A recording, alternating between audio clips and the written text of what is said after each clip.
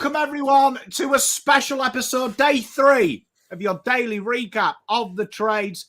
And today, as always, I'm joined by Lachyjack, but today is a special day, and I feel like I'm going to have to caveat this every time we look at a trade. This is not me and Lachyjack. We have painstakingly gone across the World Wide Web to bring you 10 trade rumours from legitimate sources that we're going to digest and probably mock. Lachyjack, how are you doing? Mate, I'm excited. We'll call this Wank Wednesday because we're just having a bit of a wank, and it's going to be great. Look, I'm loving. I said I wasn't going to get that involved this off-season, mate, but Clayton Oliver rumors.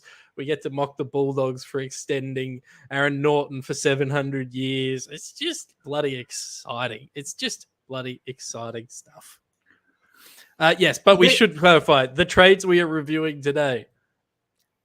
It was provided by the internet, not by us.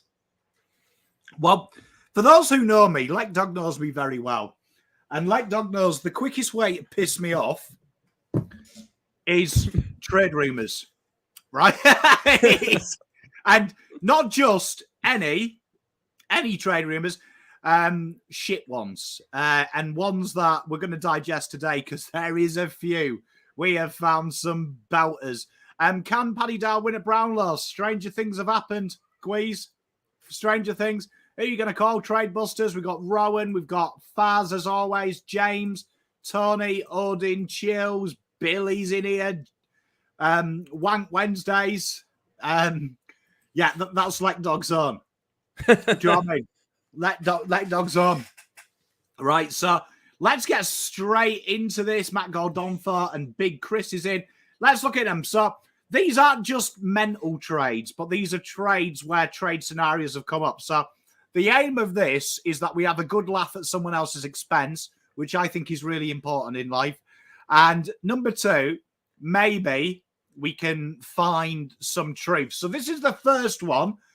Everyone's names and who have been incriminated have been removed. As you can see, me and Lachyjack now have a sponsor. Common sense, making trades easy. That's genius, that, just so you know. That's very good. Here we are. So this is a legitimate rumour. I can tell you this rumour is actually from a verified AFL media outlet. But what they're going with, we talked about pick 1 a lot, that it's going to be traded out. Teams are going to be looking for it. Their rumour here is, as you can see. So for those who can't see, I've tried to make this as big. I tested it out on the phone. It did work pretty well, but I'll do it anyway. North, give up. Pick 2, pick 3, 15, 20, and 41. They get 1 and 5 back. Eagles, give up 1, get 2 and 3 back. And for some reason, just for banter, Gold goes to there. Pick 5, 15, and 20, and 41 comes back, which, as we discussed, very likely that they do because they've got 3 players in the top 10 they have to match bids from. So, chat, your thoughts, Lachyjack, your thoughts. At face value, just so you know, they get worse, right? Not a bad one. No, we're starting very softly today looking at this trade pod. And I think we probably could rename it. We probably don't need to call it Wank Wednesdays. We could probably call it Who Says No Wednesday because the question we have to ask with all of these is who says no? And I'm sure the answer will be everyone in a few of these. But this one, it's solid, right? Pick 5, 15, 20, 41. The Gold Coast portion of that makes sense. They don't want pick 5. They want some later picks. Those later picks are probably actually overs for pick 5 for what they need. So that's a tick. West Coast send out pick 1. They get pick 2 and pick 3. They would say yes to that. Absolutely, they would say yes to that. That's a tick. That's a tick. That's a tick. North sending out a lot. Pick 2, pick 3, pick 15, pick 20, pick 41. But they get Harley Reid. And they get a decent crack at whoever their boy is at pick 5. What's his name? Sanders. Yeah, Riley. I mean, this is where it potentially falls down. Would they give up all of that for pick 1 and pick 5 for 2 players when they could potentially get Harley Reid anyway with pick 2? I don't know, Pom. What do you think about this? The North section. The other 2 sections I'll tick off. This one I'm a bit undecided on. Well, this is one of them wonderful games. Jacob, I do think you are a chance. We will be covering more of the pick one talk later in this show, so stick around for that. But the only way, like the way I try and validate why North would do that is because they see Harley Reid as the Messiah and they get Riley Sanders and then they're happy with their comp picks. Do you know what I mean? That are coming next year and they're happy with the trade acquisition this year. The problem when you're doing this, as I die, this could be the last show I ever do, just dying, big thing. You always find this problem when you do these trades, that I reckon what happened here is someone in their infinite wisdom goes, pick 5 needs to be traded out. Okay.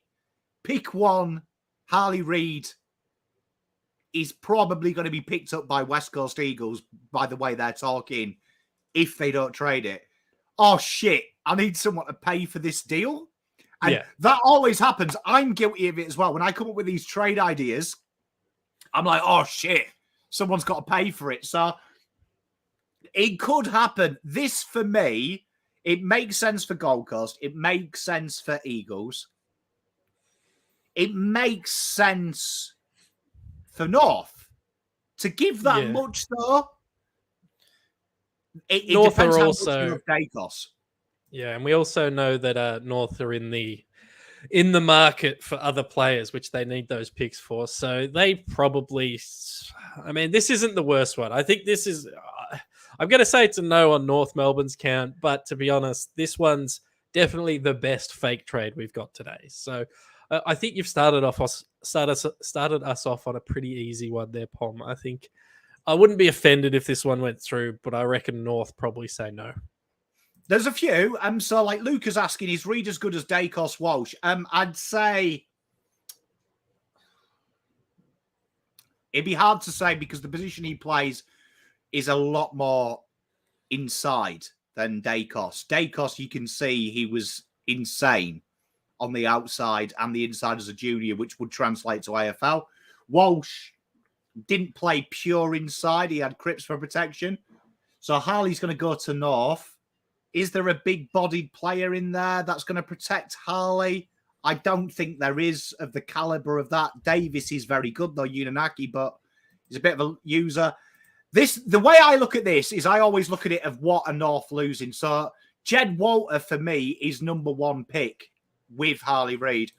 So you could say that they're giving up Colby McKercher and Zane Dersma, or they take Riley Saunders early, plus they're giving up players in the range of players like Ollie Murphy, key defender, Riley Hardman, James Leake, who exceptional running halfbacks. Like they're giving up quite a lot for Harley Reid, but Harley Reid probably does suit their opera. So, chat, out of 10, likelihood of that, give me it. Lek Dog, give me your out of 10 likelihood. I'm probably not giving any more than a 5 or 6 on this show, so I'll give you a 6.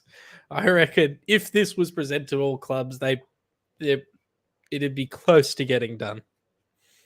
6.5 out of I'd say 6.5. Yeah. Andrew, it was literally Tom Brown's burner account, a parody account. So if you actually click the original link, I'm pretty good at investigative journalism. However, it was made easy that his bio said not Tom Brown parody.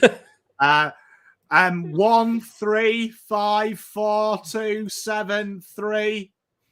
Jay's going to be a good measuring stick. We like Jay. Jay's a smart operator in the chat. Okay, well, we went from okay to now they're getting a little bit more. Woo! And this I can confirm again. This is actually a reputable journalist that has won an award. Just to let you know, won an award, right? So I'm not going to reveal who they are, but I will give you inclinations. But this one here, so Richmond trade out Tom Lynch and Dustin Martin. It's hard to say these without laughing. They get pick 1 back there, and they get pick 26. Gold Coast Suns reunite Dimmer with Dusty. Pick 4 and 26 is given away. Tom Lynch goes to Melbourne. They give up pick 5, and for some reason or another, West Coast get 4 and 5 and give up pick 1. Chat, let's discuss this in the merits for each club. So, Dog, merits for what goes and what comes out. I always think that's a good starting point. Yeah. Of why would you do it? Yeah, right. Because it's easy to look at just your club, right? If you're a West Coast fan, or say you're a Melbourne fan, and you're like, Tomlich for pick 5, that's a bargain. Even though I'll actually address it in a second. When you're just looking at your bid, it's easy to go, oh, who would say no in this deal? But clubs are competing with each other, so like, why would these clubs all come together in a room and end up with Richmond losing 2 35-year-olds and getting pick 1? Like, they're going to look at that and go, hang on a minute, how have we landed here? Which is what we fall into in our fantasy league, where it's like everyone only looks at their own bit, and all of a sudden one guy's walking out with 7 firsts and all he's given up is a second rounder. So anyway, I preface all of that. Let's break it down individually. 1 for 4 and 5. I think if you're West Coast, that's an option. You're not loving it, but you'd take it. I think they probably want to get one of pick 2, 3, so that they can try and get a WA boy. But let's, for the sake of argument, I'm going to say they tick off on that. Melbourne's sends out pick 5 for Tom Lynch, which means they've basically traded half of Luke Jackson for Tom Lynch. He suits their need. They're in a premiership window. It's steep. I think they probably don't do it for pick 5. They probably want something coming back. Dustin Martin, Gold Coast don't need pick 4. They like Dustin Martin. They got a new coach. He's a bit of star power. That's overs for Dustin Martin. So I'm going to say they probably say no. And then, I mean, Richmond say yes. They don't even need pick 26 in this deal, Bob. They say yes. Pick 1 for Dustin Martin. Yeah, let's do it. New coach. He doesn't care about Dustin Martin. Tom Lynch is always injured. They save about $2 million in salary. Absolutely, Richmond say yes to this, but I think it probably falls apart in the valuing of Tom Lynch at pick 5 and Dustin Martin at pick 4 and 26. You see, I'm one of these people, right? When I look at trades, I go from shit club to the highest finish on the ladder. So that's how my brain does. Now, when you have that method like I do, it fucks you because straight away you're going 4 and 5 for 1. Works out. It works out. Do you know what I mean? You think, okay, I can see the merit. I can see the merit in this deal. So then you go to the next shittest club. You go to Gold Coast and you're like, it's probably overs. My big question mark is they've got 3 players in the top 10 that will seek bids. Yeah. Now, we've been talking, and it's funny, the journalist that released this has been pandering pick 4 will be traded out so they can loophole the debt that we've covered on the last 2 shows. And then suddenly he's released this, and I'm like, what? And then, obviously, you got a Richmond. Richmond, I think they do that deal all day long. The reservation I've got with Richmond is Rewalt's retired, Soldo's requesting a trade, Bolter, who knows? Who the fuck are they playing forward? Yeah. Is that? I mean, if I'm Richmond, though, I'm happy to dip for another year. Because Taranto and Hopper, who you bought on a big money, are young. You don't have that many old players once you lose Lynch and Martin. You know, there's a couple of defenders. Like, they're not going to be good next year, I don't think. So Lynch and if Lynch isn't there kicking goals, do they really care? Like, really? Yeah, and then I just think pick 1's Harley Reid, great get. Pick 26 isn't really a key forward, so you can't even find someone. I mean, there is Archer Reid there, right in around that range, but he wouldn't be ready round 1. This is just one of them ones that, very rarely with trade rumors, do they look so clean like that, where 2 things are going, 1 thing's coming back, or 2 things are going, 2 things are coming back, and it's shit. Usually, this is a Pom's top secret. When you see 1 thing coming back and 8 things leaving, you know it's a shit trade. This one deal on paper looks fucking amazing, but there's way too many questions. I mean, good question by Ken. Who's the winner here? Chat. Who would you say the win is here? You know what? I'm going to say the big winner here would be West Coast. I think West Coast win the most without losing anything. Yeah, if I'm ranking it, I reckon it's West Coast, Richmond. Flip a coin for the other two. I've got to say, Melbourne are the best here, because can you imagine Melbourne, another high amount of acquisition for a key forward that just basically postpones the hit for another 2 years? Like, Tom Lynch already having horrific injury issues. It basically just pushes back their need for a key forward for another 2 years. It's a great patch job, and they can sell it as, well, it's pick 5, but really that's just part of the Jackson deal. So we actually traded Jackson for, Tom Lynch and whatever the hell else they traded for. But yeah, I'm going to give this whole one a big no stamp. You know what, though? I was thinking this, and let's play a game, see where our brains are. Could you make that feasible, right? So I was thinking you could maybe make that feasible by removing a team, right? So straight away, I look at this and think Gold Coast could probably find some talent to trade pick 4 and some other stuff for West Coast later picks. So, they've got 19, they've got a few picks in there. That's probably the most logical. If these 4 teams were in a room, West Coast would probably be looking to get a deal for pick 4 first, because Gold Coast need to sell to get the points. Then maybe would then trade pick 1 for players if there wasn't a good enough deal for them to go down in the draft. Yeah, I think you can. It's tough. I think you could pull Gold Coast out of this completely, and you might be able to still make the deal work, because again, I think they've got better use for pick 4 than a Dustin Martin. And I think if Dustin Martin really, really, really wanted to go to Gold Coast, I think they'd end up just trading a future pick for him. But I think that could be a separate deal. So I think you could pull out Dustin Martin, add in a couple of sweetness. But ultimately, I don't like anything about this. So chances of it happening out of 10, chat, I'm going to 0. go with a big fat 0. Yeah, 0. Do you know what I mean? Dr. Doofenshmirtz nailed it. You do crazy things to try and win a flag. It would be, though. It would fit. I'm going to say this now. It would probably suit Melbourne's strategy on never having a key forward and somehow managing to delay it for 12 months. What's chat saying? Chat are all with us. 0. Do you know what I mean? Trading is easy, mate. Trading is easy, Ken. You just got to think for longer than 6 seconds. It is. It's the scary ones. But this one here we are. Strap bearing in mind, we're going with levels of toughness, right? So they get progressively worse or more wacky. This one here was probably my favorite. Now, I'm going to give you a competition. This is by a super fan, right? And I want you to guess in the comments, and let Dog as well, which fan, because I don't reckon you'll get it, but which club he supports. He's involved in the deal. Just think, right?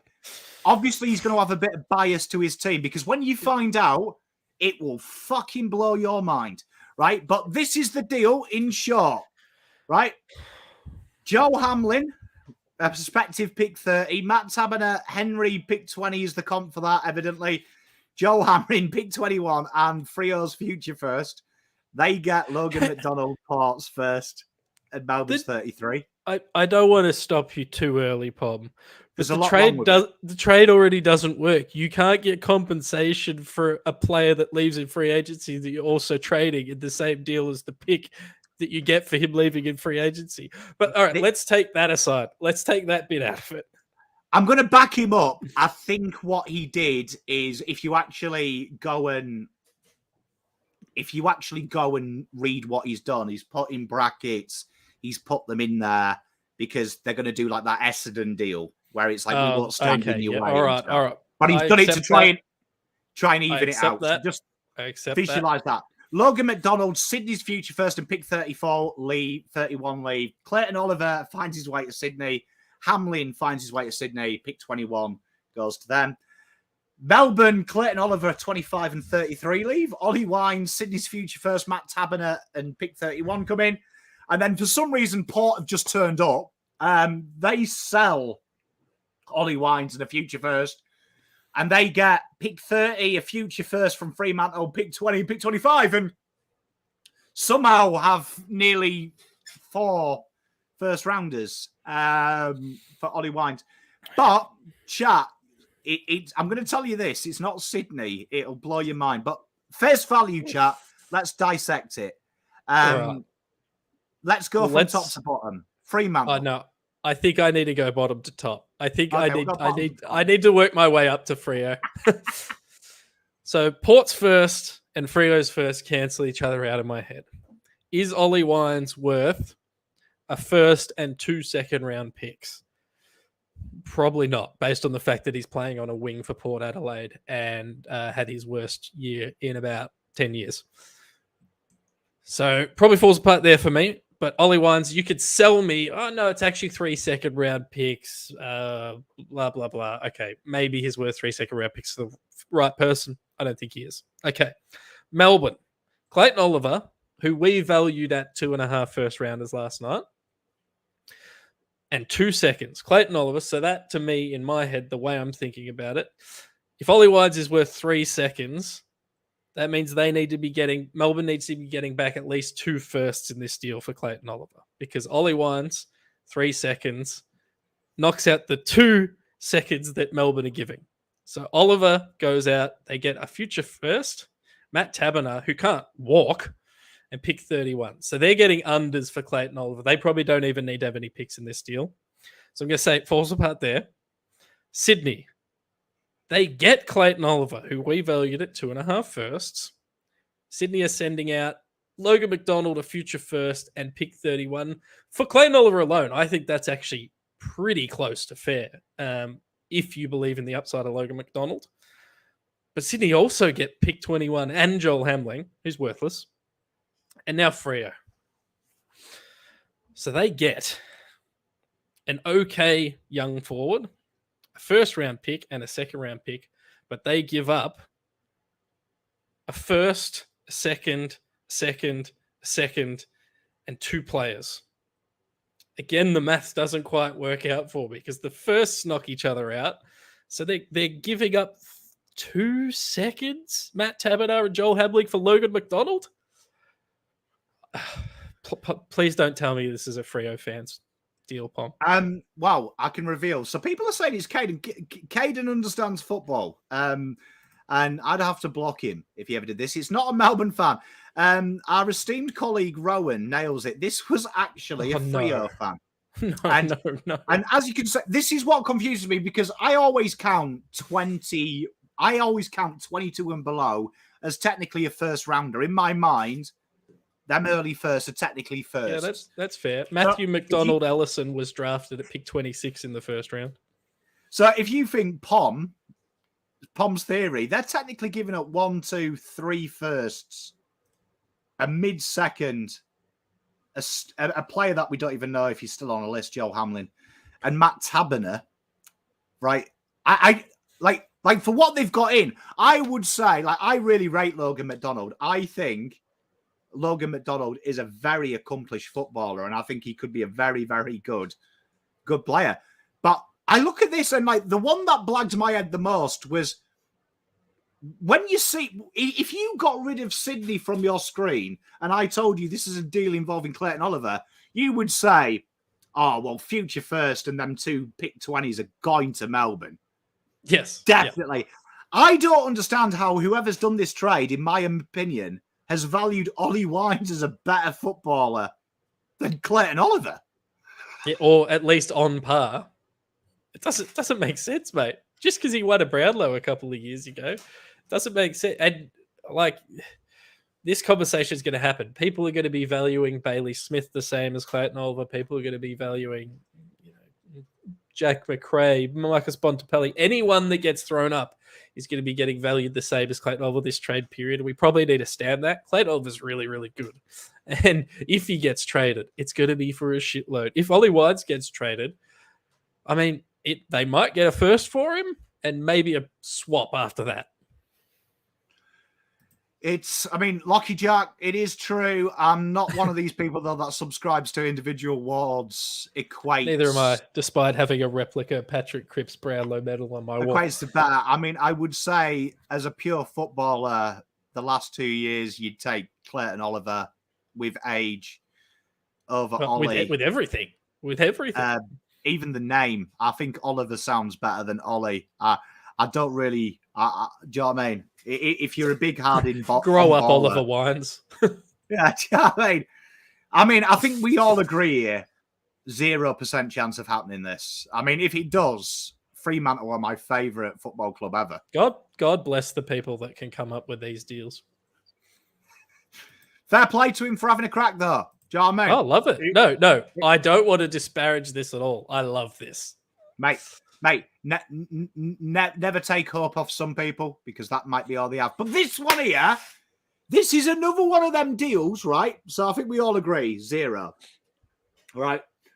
I think this is one of them deals that it's one of these annoying ones where it's kind of there, but then they've got too creative, in my opinion. So this one here, right, comes from a podcast that Expert Trades. Okay, so Expert Trades, that's all I'll say. So they're saying Clayton Oliver leaves Melbourne, pick 6 leaves Melbourne, pick 26, pick 34, and they receive pick 3 and Aaron Norton. So make of that what you will. Pick 5 leaves Gold Coast. This nails it, in my opinion. Pick 18, 21, and 26 comes in. It's probably unders. Absolutely smashes their need to get pick matches. Eagles and Doggies, they get Clayton Oliver and pick 6. They lose Norton 11 and 18. Eagles lose 1 and 21, but they get 2, 11 and 34. And North Melbourne lose 2 and 3, and they gain 1 and 5. Chat, any questions? I got a lot of questions. First of all, how dare you? All right. Well, let's go one by one. North Melbourne, Pom. I don't have the pick value indicator in front of me, but if you told me 1 and 5 for 2 and 3, I would want the 2 and 3. But I understand in this world, Harley Reid is the prize for number 1, right? So that probably bumps it up, and it's clear. So if I'm North... Just so you know, they're actually losing 1,000 points in that deal. North are? Yeah. Yeah. But they get the player they want, right? So let's call that tick just because they get the player they want. West Coast send out pick 1 and 21. They get pick 2, 11 and 34. I reckon they're big winners in that deal. They're big winners in that deal, and they would say yes to it. Here's where it starts to get interesting. Clayton Oliver, who I value at 2.5 firsts, and pick 6, which is a first. Let's call that 3.5 firsts. For Aaron Norton and 2 firsts, which means we're calling Norton worth roughly a pick in the 15s and pick 6. I question that bit. If I'm Western Bulldogs, sign me up. I'm taking that deal all day, every day. Gold Coast, as you said, love that for them. That's perfect. That's along the lines of what they're going to do, I imagine. Now, Melbourne. They get Aaron Norton and pick 3. Pick 3 is good. Aaron Norton's solid. He's what they need. They give up Clayton Oliver, who I value, 2.5 firsts. Pick 6. 3.5 firsts, and 2 seconds. So that's valuing Aaron Norton and moving from 6 to 3 at like essentially 3 firsts. That's crazy to me. That's absolutely crazy to me. I don't know why Melbourne would do this. And Aaron Norton. I mean, obviously this deal was made before Aaron Norton signed on, but I don't know why 4 teams are saying yes in this deal, I think, Pom. And I think Melbourne's saying, you're kidding me. Well, I think Cody nails it. I think North, even though it's shit, right, at face value, spot on. They get Harley Reid. So I think that negates it. This is an amazing deal for Gold Coast because Gold Coast have 3 picks. If you remember the video yesterday where we talked about how the trades work, how the matching works, it works out having multiple picks for the same value. They actually get 900 more value with 3 picks as well. So that really helps them match. So I reckon Gold Coast are probably the ones who say yes, just seeing this. Like, I reckon if you were Gold Coast are like, okay, thank you. I agree with you. Where it comes off here, Dog, is the Melbourne. Is the Melbourne payment, because I think Melbourne are giving up way too much. Because Aaron Norton, even though he's signing on long term, still hasn't really proved much where Oliver is guaranteed. I think that's where it falls off. And I think, aside from that, I'm not too sure. Moving back a pick, I don't really think helps West Coast Eagles out either. I think West Coast Eagles would rather, and I think someone said it here in the chat, nailed it. I think West Coast would rather have the 2 and 3 and do a deal. But I agree, Dabo, mate. Pick 3 for Mackay is a joke, but we covered that yesterday with the banding. What are you going to do?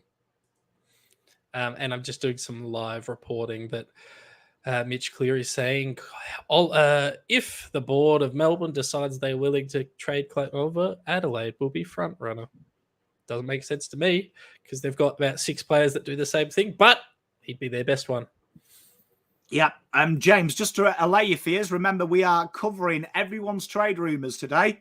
So there's no such thing. The board is meeting as we speak to decide on that, James, if you believe Mitch Cleary's reporting. This isn't conjecture. This is us trying to stop false rumours. So, yeah. So, I mean, this trade here, I don't think it makes sense for any club but the one Gold we've Coast. discussed. And really. Gold Coast and the Bulldogs, who walk out laughing. Do you know what I mean? So, I mean, the Bulldogs... Then they can play Jack McRae at full forward. So, I mean, I agree. I really rate Norton. Mate. Cody, I'm with you. I mean, I think, for me, if the Dogs were involved in the deal, and if you watched the video yesterday, we talked, I thought Doggies would maybe sniff because they've got a surplus of keys. With them being hard to come by, they've put a lot of time into it. I reckon they're the ones. But I think we can agree this isn't going to happen. But this is my favourite one. You are seeing Pom's favourite one I have seen today. This one got me so excited. I was like, this is fucking getting a run. So this one comes from a fan. And probably everyone knows him. That's all I'll say. But this one here, get ready. Get yourself a seat. Get yourself comfy because we are going on a fucking journey, chat. Harry Mackay leaves Carlton. Paddy Dow leaves Carlton. Pick 65 just gets thrown in. A future first of Carlton's leaves. So remember when we talked about yesterday about the matching and things like that, matching bids, it works out better for Carlton to have a plethora of seconds or having some negotiation room to go down and have multiple picks to match the bids. Carlton received Tom Papley, pick 33, Clayton Oliver, and a future second. I didn't even see Clayton Oliver's name in there. Guess better. Guess better. You think that's good? Oh, boy, you're in for a treat. Sydney, they get rid of Tom Papley. Obviously, we've discussed him. And a future second leaves Sydney, right? In comes Brodie Grundy, pick 13, pick 25, and Paddy Dow joins the Swans. And then Melbourne, they lose quite a bit in this. Melbourne Melbourne are real nice. They accommodate this deal out of the goodness of their hearts. Thank you. Owen, he is in chat. Owen, my mate there, and his team help 2 other sides, rivals, get better by giving pick 13, 25, 33, Brodie Grundy and Clayton Oliver up. They do get Harry Mackay, though. They do get their key forward, their centrepiece, if you will. They kindly get pick 65 from Carlton for some bizarre reason. But they do get Carlton's future first. So they are laughing at this. So, chat, I think it's fair that we'll leave Melbourne alone in this one and we'll go to Carlton. Right, we'll start with Carlton. So, chat, give me your thoughts of this perspective from Carlton. Like, you know me, I don't want to lose Harry, right? I said this yesterday, right? I don't want to lose Harry. Tom Papley, he's still playing fucking good football, isn't he? He's still at the pomp and circumstance. Last couple of years, he started to work up higher the ground, 27, 28. Next year, he's got that pinch hitting on the ball that Carlton want. He's fucking goals.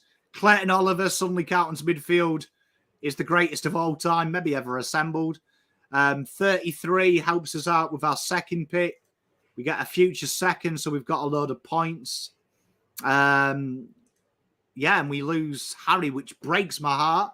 But on paper, it fills two major things with Carlton for losing one, because you don't really count. This is all due respect to Dow, but Dow's not in our best 25 players, so he's out. So that's mental. But I can eat Harry going for Tom Papley coming if we're talking this is going to happen. Okay. I've digested. I'm not making this trade. Here's my thing, right? If they can somehow go and just find any tall human to stand in the forward line, if you promise me that after this deal gets done, they go and just find, like, they get the corpse of Matt Taberner and bring him into the club to stand in the forward line, I could probably talk myself into it, right? It's pretty. I mean, obviously, Carlton win out of this deal. Harry Mackay for Clayton Oliver is a win for the Blues. Giving away a future first for Tom Papley and a future second and a current second. That's valuing Tom Papley at a fifth rounder. So that's a win for the Blues. He kicks 37 goals this year, 32 last year, 43 the year before. He replaces Harry's goal kicking if you're just looking at raw numbers based on this year. If I'm the Blues, I'm doing it. See you later, Harry. Love you, big man, but get out of here. Mate, it probably is. I mean, it's got to be said, AFL history is pretty good. Pretty good that two jet key forwards don't often. Brisbane will probably the last side to do it. You could argue Geelong were, but if you listen to Geelong media, Tom Hawkins had a real good quote about the adaptability with Cameron, saying that if he wasn't in his 30s and done what Cameron had done on his own for 5-6 years, he would have found it really hard to change the way he played to allow Jeremy Cameron to work up the ground and him work out of the goal square. I mean, I'm not a big fan of trading Harry, but no. I then look at Carlton from the perspective of, you look at the Port Adelaide game, it was the first time that jess played predominantly full forward, Charlie worked centre-half forward, and both of them kicked 4 goals, right? So there is proof for Carlton to say that it could work without him. Is it enough to do this trade? I don't know. I'm a massive fan. I am pro Harry, just to let you know. But Tom Papley is Elijah Hollins in another fucking time zone. And we want Elijah Hollins. Clayton Oliver, you look at Clayton Oliver's numbers, people always say about his kicking efficiency, that's lazy football analysis, because the score involvements Petrarca generates, which is the number 1 in the league from his position, is also where Sam Walsh operates for Carlton. And also he is hit 87% of the time by Clayton Oliver's handball, which is huge. So he's hitting Scherer and Walsh. So from Carlton, I think Carlton do that 100 out of 100 times because they're ridiculous players. Sydney do it too. Sydney do it. Getting 13 and 25 and Paddy Dow for Tom Papley. Yeah, they do that. Do you know what I mean? They're probably paying the second for Brodie Grundy. Sydney do that every day. Melbourne, Oh, fuck me. They No, get Harry. Melbourne don't say yes to this. They get Harry massively. The future first.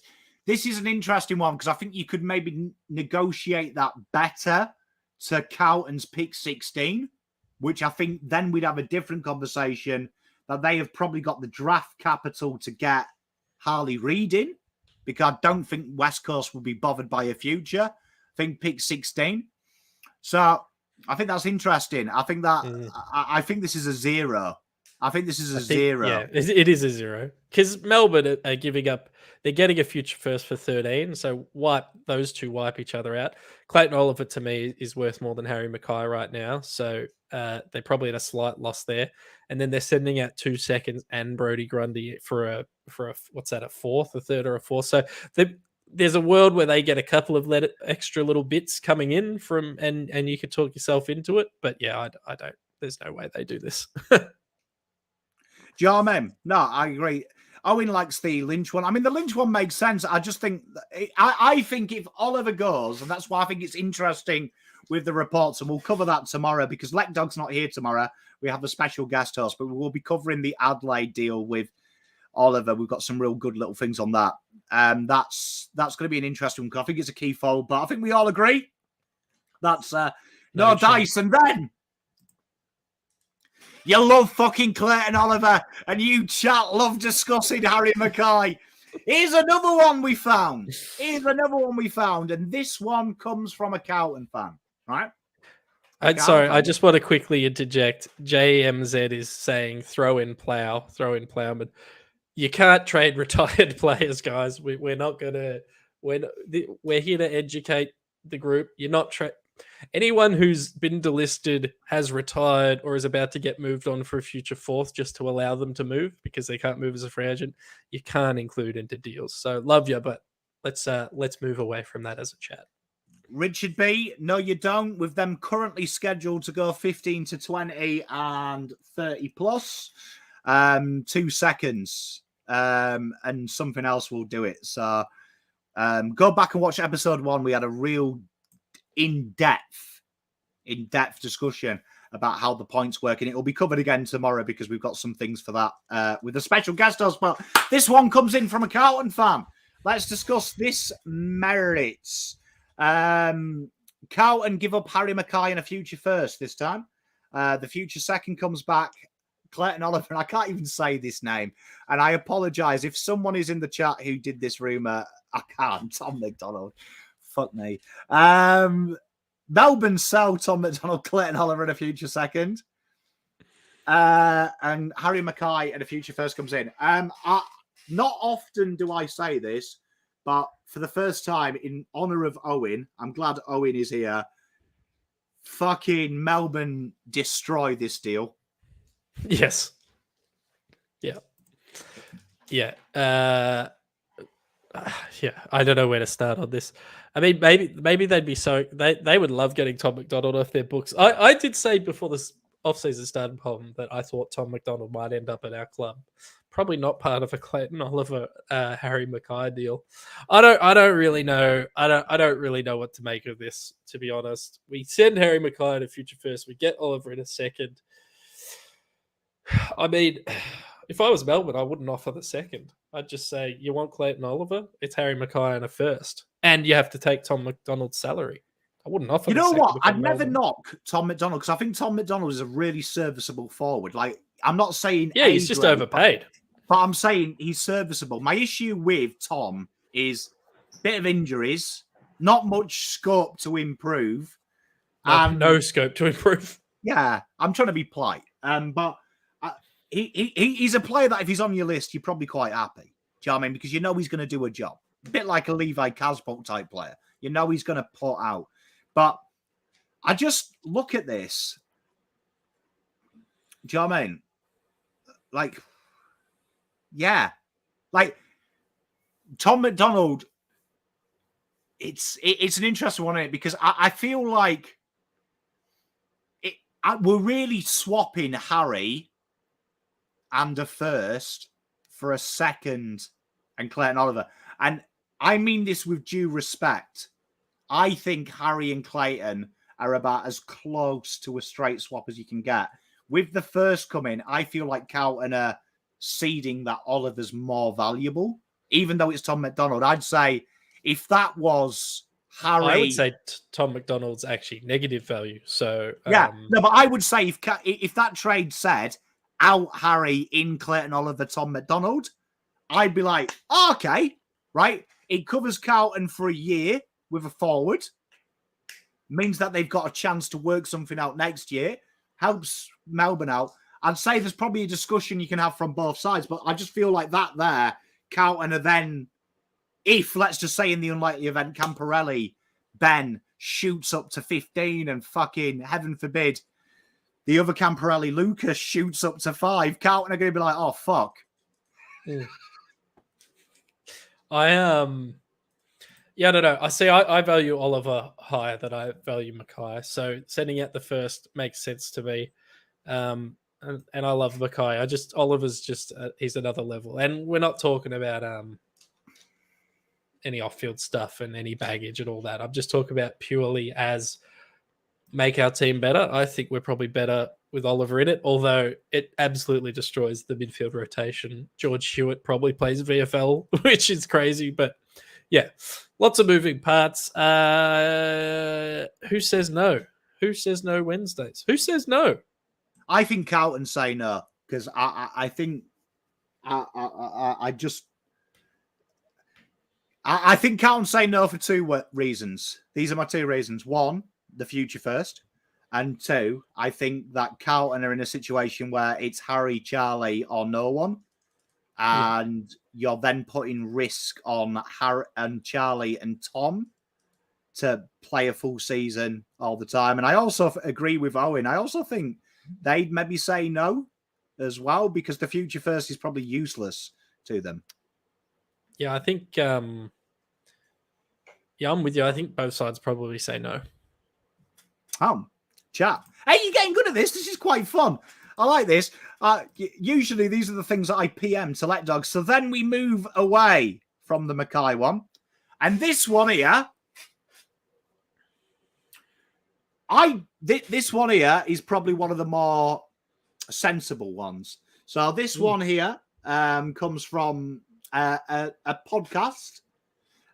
Surprisingly, this actually comes from a St Kilda podcast. So they're suggesting Jack Billings and pick 50 leaves. Pick 27 comes in. Pick 27 comes in for St Kilda, and Jack Billings and pick 50 leaves. So I don't mind this deal, actually. Yeah. So I view Jack Billings as negative value. So I actually think he's worse to have than not have, based on reported salary and output. But equally, Essendon just need those middle-aged players, and they're basically getting him for a bit of a shift around of picks. I think Essendon could talk themselves into Jack Billings as a player. I can never be talked into him myself. And I think St Kilda, if you ask any St Kilda fan, they would take 27 for Jack Billings in a heartbeat. So I can see a world where something like this would have happened. The only probably issue with Essendon is they're already targeting about 6 or 7 players, so they might not actually be able to bring in any more. Interesting, because, I mean, there seems to be quite a lot of salary cap dumps going Essendon's way, which I appreciate they probably have cap room, but how many high wages are you coming on? Do you know what I mean? Only takes a couple. And just be careful, Mike T. The rumour comes from a fake account, a fake Tom Brown account. It's not a legit one. And this is a good little conversation of Harry Mackay. If Carlton were going to bring someone in, Harry Mackay would have to be traded, or someone on that contract value, because Carlton's salary cap is tied up for 7 years with them long contracts. So you'd have to remove one of them on. But it's this trade here, I think it makes sense. Kershak Ball asks, could they trade Billings for Dow? Again, I don't feel like Billings would be a player Carlton would look at. I feel like he Carlton doesn't looking fit. for something projecty or guaranteed. But I think Essendon probably could utilise him, and I think this is a fair trade for St Kilda. Oh, I think St Kilda love it, and I think Essendon could talk themselves into it. Jack Billings stats over the last few years: goals 0.3, disposals 15, goals 0.6, disposals 17, goals 0.8, disposals 20. That was probably his best or second best year back in 2021, just on stats alone. I haven't seen the totals. I just don't think Jack, talking about Carlton, because we're Carlton fans, there's no reason that the Blues would get in the Jack Billings market, I don't think. Jarman, I mean, it'd be interesting. It'll be interesting what they do. I mean, it's not a great player. He's not like an exciting player, but he's one of them players that you would say if he fulfilled his potential, he'd be a superstar. He's the sort of player that in 2016-17 we'd be looking at and bringing in, hoping it's a bit of a money ball play and hoping that he can capitalize on his upside if he was just given the opportunity and, get his head on straight. But where we're at now, you probably don't need a 28-year-old kind of hybrid David Cunningham type player coming in. Lachyjack's absolutely trolling us in the chat, by the way. Could do, mate. Could do. Carmela, I agree. And this is why I don't have Carlton in this conversation. I feel like teams like Essendon can respect him a lot. I think Hawthorn can probably take a punt on players with high scope because they've got a real good young list. North could probably take that punt. Feel like Carlton, they'd be foolish to take a punt on a player. Makes sense here because I think it's a good pick for St Kilda. What they're looking for in their list are all around them 20 marks. They're also great state knives, them 20s, to push the Barca. That's actually a good trade, chat. But we're going to leave you with two crackers. All right. Because, so this... There you go, Pom. Oh, because in a world where you do know me well, Lockie, in a world where Pom likes looking at shit and going, what the fuck have I just read? This one here nearly made me crash the car because it just kept repeating in my head. So here we go, right? So we'll start from the top. Pick one goes out for West Coast Eagles. And may I just say that if this is what pick one's worth, pick one may never be traded again after this. Chad Warner comes in from Sydney Football Club. Pick 11, 13 and 23 come in. Sydney... Chad Warner leaves, Hayden McLean leaves, pick 11 leaves, pick 23 leaves. Brodie Grundy, Adam Tomlinson and Clayton Oliver comes in. And then Melbourne give up Brodie Grundy, Adam Tomlinson, Clayton Oliver, pick 13 and receive Harley Reid for free. And Hayden McLean. Digest this one if you will, chat. It's very difficult to digest this one. Chad Warner is a very good young player for Sydney. He'd be great at West Coast, but they're still not going to trade pick one for Warner 11, 13 and 23, I don't think. I think they're going to be trading pick one for some sort of combination of 2, 3, 4, 5. And I also don't think Sydney would let go of Chad Warner. But let's look at Sydney. Brodie Grundy comes in. He's probably worth a second, maybe. Adam Tomlinson comes in. Let's call it a third. And Clayton Oliver, 2.5 firsts. They get 11. They get a first, a second. Or they give a first, a second. Hayden McLean, for some reasons, in here. And Chad Warner, they'd be very happy with Clayton Oliver replacing Chad Warner in that midfield, I think. Sending out McLean, pick 11 and 23. Seems like a lot for the rest of that. And then pick one comes in with Hayden McLean and they're sending out 13 and Clayton Oliver. I can't really process what I'm looking at, Pom. And I don't know if it's the best trade ever made or the worst thing I've ever seen in my life. Carmelo, your standards are fucking low. Oliver's signed a 7-year deal. Like, if he's been traded, if Oliver's been traded, fuck Hayden McLean in this scenario. I agree with double. Like, I actually think, and I'm going to say this, it's funny how you look at these kind of trades because I looked at this and I thought, and I think Harley Reid's really good, but I was way, way more excited.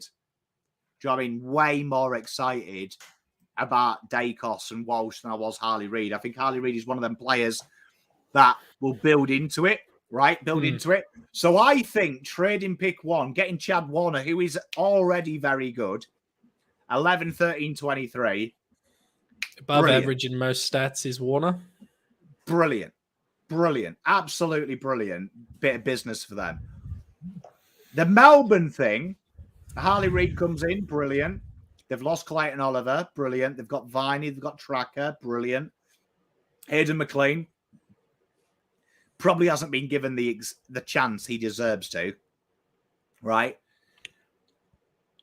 Then I look at Sydney and I'm just like, they're giving up quite a lot for a guy who is brilliant. And then Adam Tomlinson, like how many, like Adam Tomlinson's basically 29, 30-year-old Will Gould.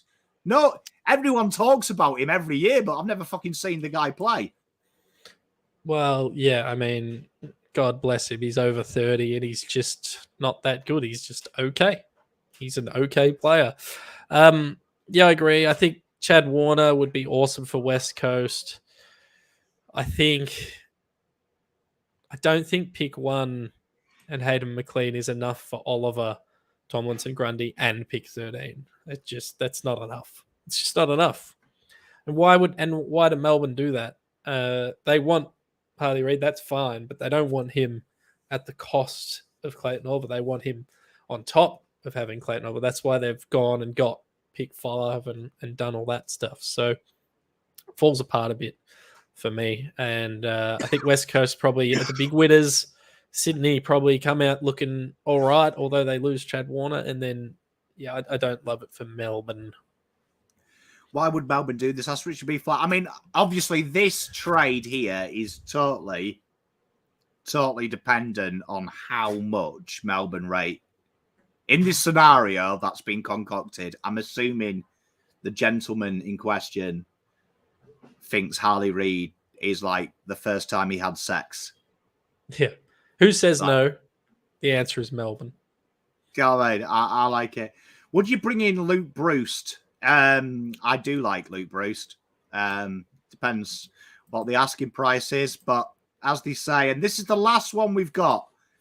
This one here, get ready, ladies and gentlemen, because this helps Jason Badger out with his question. We get to discuss it again.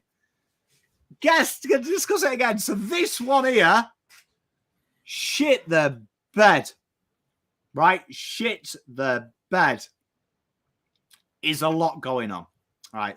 So we'll go through it bite-sized chunks as we always done. This one is from a Carlton fan that works in the media. So Harry Mackay leaves Carlton Football Club and a future first leaves Carlton Football Club. But don't panic, chat. Don't panic. Because it sounds bad, but you wait until you see what we get back. Elijah Hollands comes and joins his brother. Clayton Oliver comes and joins the power force that is Carlton's midfield. Future seconds come back, 2 of them. So the Camporelli boys are covered. And you know you want this, ladies and gentlemen. If you don't want this, you are a liar. Levi Casbolt comes back through the doors to save the day with Harry Mackay leaving. Gold Coast, they give up Elijah and Levi. Pick 4 leaves and a future second goes. They get a future first, which if you remember yesterday's episode, we talked about they also have more NGAs next year. So it makes sense. They trade pick 4, obviously, to get the points this year. They do that. And they get Adam Tomlinson, which would be great because we might see a fucker play. Everyone tells me he's good. Never seen the guy play.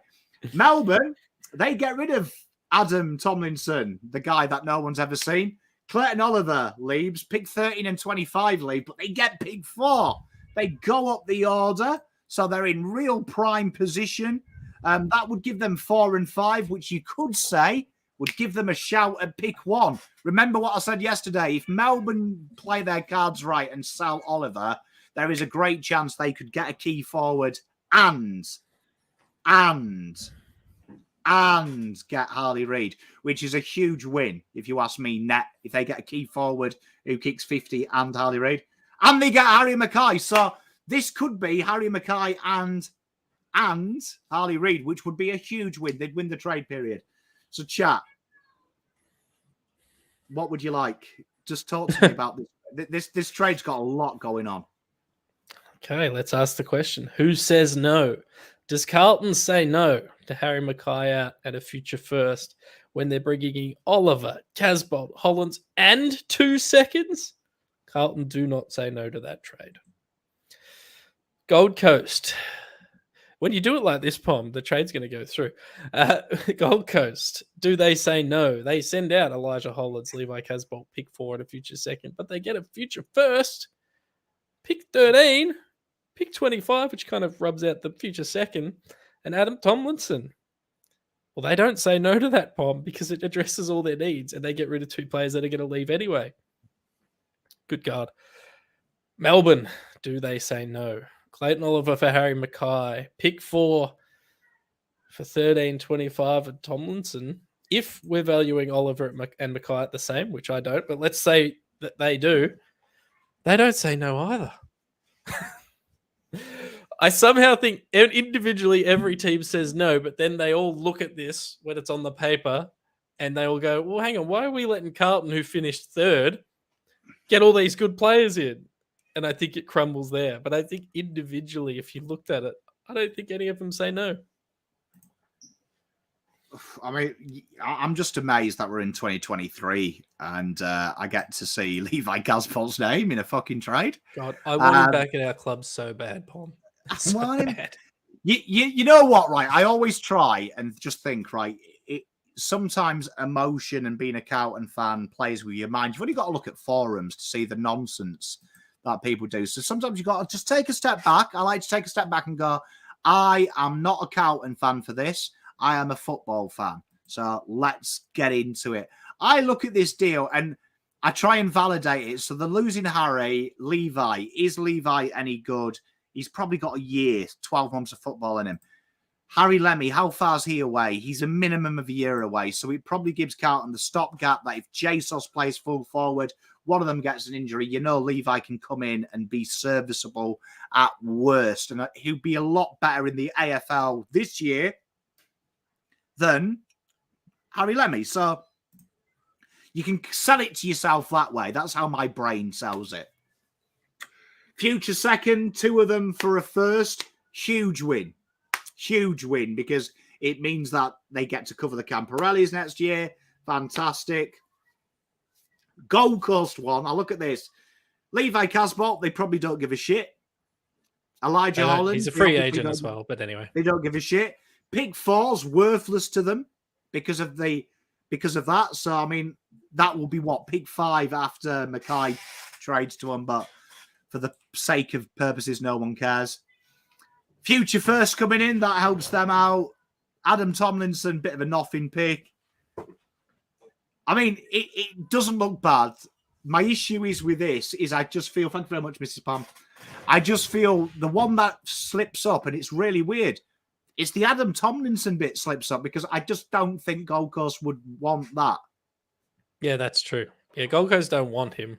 I'm kind of viewing him as just nothing, to be honest. It's just, you can take him out of the deal. I think it's the same result. Yeah, I mean, hey, Irene, I'm with you. If these teams want to do this trade for Elijah, Levi Casbolt, Clayton Oliver, 2 seconds, and we just give up a future first, fuck, I'm in it. I'm in it. But I mean, it's really interesting because I see chat, right? And I just want to play as devil's advocate. You know, I put a lot of time into this, right? But a lot of time.